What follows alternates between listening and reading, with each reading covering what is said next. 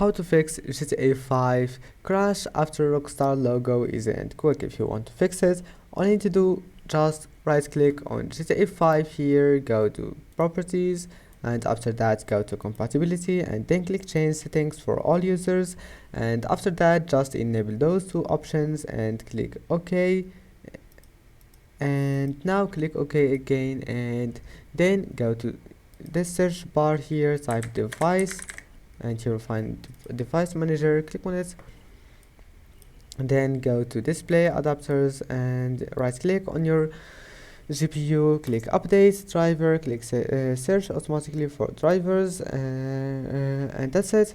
Now just make sure your driver is updated, and then restart your PC, and that's it. Now your problem must be fixed, and that's it for this video.